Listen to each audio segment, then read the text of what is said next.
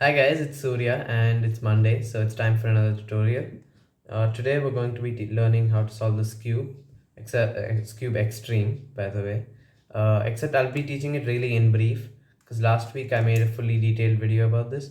Now if you don't know how to solve this Skewb Xtreme at all, you should know that this is a shape mod of the ordinary Skewb, so you should know how to solve this one first. Now if you don't know how to solve this at all, I recommend you watch my detailed video on this first, because my detailed video on this cube actually sets the premise for how to solve this. Now if you know how to solve this but not this, I recommend you watch my detailed video on the Skewb Xtreme, which I posted last week, that explains it in detail. In this video I'll just be showing the algorithms and such. I won't really be getting into the specifics of how it works. So yeah, hope you enjoy the video. So the thing about the Skewb Xtreme and the Skewb, in fact, is that, I mean, it's just a really good thing. It's that you don't need to know any cube notations to solve it. Of course, I mean, there are many advanced methods of solving the Skewb and Skewb Xtreme, which require knowledge of cube notations and such. But in this video, I'm just going to teach you a really logical way of solving it that only requires knowledge of one algorithm, and that's it. It's called the sledgehammer. So here's what you do. You go on any side like this, and here's what you do. You first move this side down, rotating this entire side about this anti-clockwise. Move this down, move this side clockwise, rotating about this, move this up, rotating about this clockwise, and move this up, rotating about this anti-clockwise. So that's literally it. That's all you need to know. I mean, the official sledgehammer is written in the form of cube notation, but just because I don't want to get into that, I'm just going to write it as an S with brackets, with round brackets. I mean, I just thought it would be easier to understand that way. Another thing to know, doing this what do you call, sledgehammer thrice, here's what it does. Let's do another. That's 2, and that's 3. Doing it thrice switches these two and these two, so you can use that towards the end when it comes to center manipulation, switching these and switching these. And you do it another 3 times, it usually goes back to where it is in this cube. But with the Skewb Xtreme, these centers actually have these colors, so they're not symmetric, they're asymmetric, which means that their orientation can be affected. It needs to be put correctly. So if you do this another 3 times, all these 4 pieces get rotated by 180 degrees. Let's just see how that is. It's 2, 3. All the centers are in their places, but as you can see, these colors don't line up. Now if you watched my previous video, you know that you don't really need to solve these colors. These notches thingies, I don't know what to call them, they only exist for center alignment. So yeah, I mean, 2 of these 3 colors look really similar, pink and dark pink. I mean, it looks different on camera, really different, but in real life it's very easy to mix them up. I mean, on camera it looks pretty distinct here and here, but to me they look almost the same in real life. So what you need to do is just watch out for the green. Each and every center has a green, so just see if the greens match or not. So yeah, so using the sledgehammer 3 times and 6 times can be used for center manipulation. So that's the key idea in the Skewb Xtreme. So now that we know that, let's get into how to solve it. So here you go. This Skewb Xtreme looks really confusing now that it's jumbled, but let's just stay calm and let's start with solving the first layer. Now I mean, you can do whatever color you want. I just pick white because it tends to stand out and stuff. So when all these colors are mixed up, it's really easy to find white. So yeah, I know these centers move around a lot relative to each other. They keep changing their order, which is different from the 3x3, but they always stay in the same place relative to each other. But in spite of that, let's start with this white piece. We need to start with the white center. Now it's okay if these corners aren't perfectly aligned with these centers, because of these colors, you know, they're asymmetric. These centers need to be in the right places. It's fine if they're not. We can just reorient these towards the end. Another thing to keep in mind, these centers can only be in their place or 180 degrees away, half turn. They can never be a quarter turn away from where they need to be. That means that your piece must have come out and you might have put it in the wrong way. That's the only way that can happen. So anyway, let's get into it. Now we know that whenever we have a piece here in the bottom layer, it can only get to the top layer if it looks like this. It goes from here to there. That's the only way it can go, which is pretty clear. As you can see, if it was over there, it would go off there, and if it was on the bottom layer, it wouldn't even reach. So it always needs to be here. So let's just start with any one. We've solved one here. Now it's useful to go and solve the opposite corner next and then solve these two, but you can do whatever you want. I'm just going to go with the opposite one. It's fine. Where is the piece that needs to go here? Where does it lie? Yeah. So this one's a purple and green piece. We need something white but does not have purple or green. So let's check. This one has purple. This one does not have purple or green, which means this piece needs to go there. Now this is again a pretty lucky situation. If it's ever twisted out of place or something, you see it on the bottom layer like this, you can always just twist this side around. That's why it's useful to start with opposites. Twisting this doesn't really affect this. So you can just twist this into the right orientation such that this goes over there like this, and then you rotate it correctly. You pivot around this piece. That solves these two. Now let's get into these two.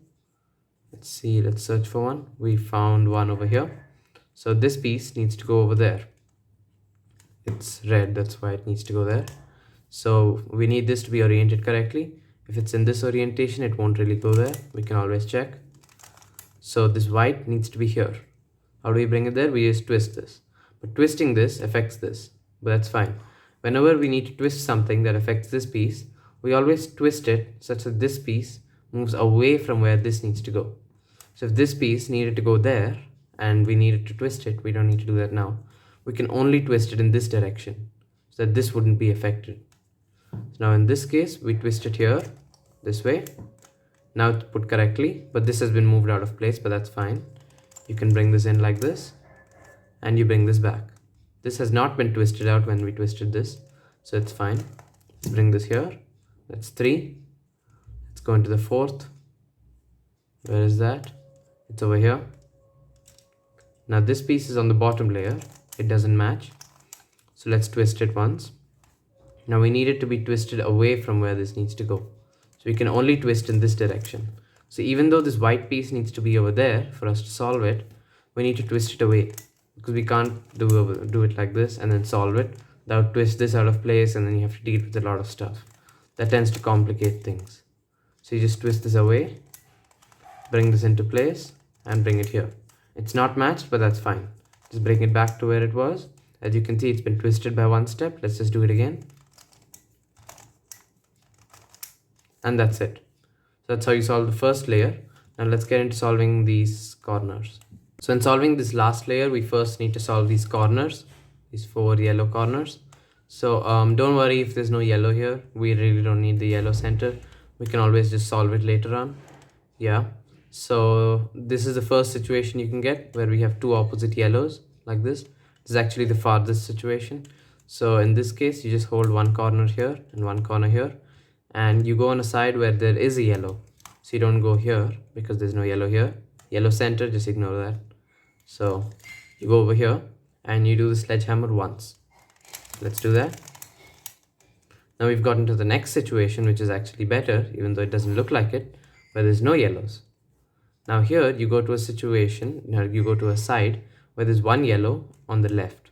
That's over here. Now you do another sledgehammer. And there you go. That solves these yellow corners. Now let's get into solving these yellow centers, putting them in the right places. Now when it comes to rearranging these centers, there are only 2 concepts you need to know. The first one is the one that I explained in the beginning. You do the sledgehammer thrice and you switch these 2 and switch these 2. That's what you need to know. Let's just do that once. So you hold it like this, such that these 2 need to be switched and these 2 need to be switched. So let's do the sledgehammer thrice. That solves it. Now, of course, the centers aren't correctly oriented, but that's for the next stage. Don't worry about that now. And the second step, the second thing you need to know is this. Yeah. So here's what you need to know when we have a situation like this, where we have This center needs to go there, this needs to go there, and that needs to go all the way back here. Here's what we do. We go to a place such that this center, top center, needs to move here, and the last center is behind us, like this. The three solved centers are over here, and we do the sledgehammer once here, we turn it around, and we do it again once. So there you go. Let's do the sledgehammer once, turn it around, sledgehammer one more time, and that's it. So now all the center rearrangement is just about using this in different ways. Now I recommend whenever we have like multiple centers all mixed up, try to solve the top and bottom ones first and then rearrange these in different ways. Yeah, that's basically it. Now I've explained this in my other video, my detailed video on the Skewb and Skewb Xtreme. The links to them are in the description below, and they keep popping up on those info cards every once in a while. So yeah, now let's get into reorienting these centers. So this is the most important situation that I've already explained once before. It's where this needs to be oriented 180 degrees. So does this, and this. That's it. None of the other ones. So in this situation, you just hold the Skewb Xtreme like this, with these two being solved centers, and you just do the sledgehammer 6 times. So let's do that.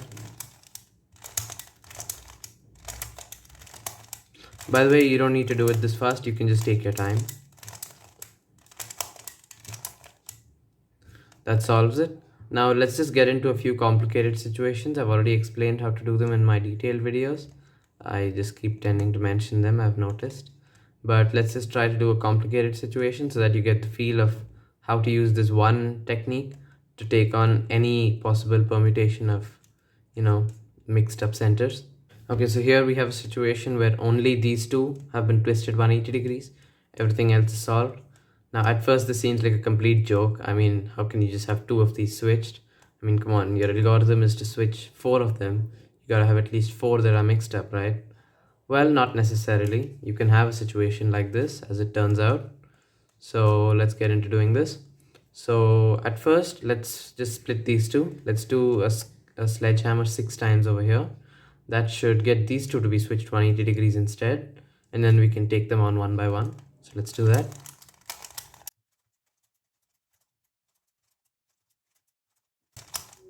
There you go.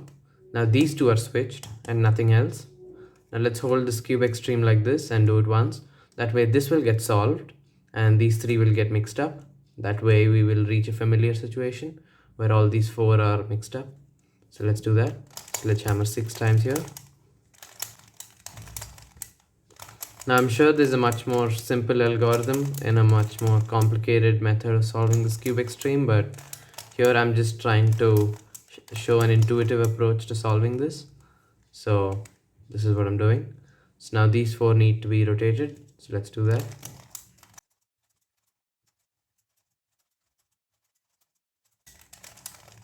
And there you go. So that's how you solve the Skewb Xtreme. If you have any questions, you can let me know in the comments below. So congratulations, you've solved the Skewb Xtreme. Hope you had fun doing it.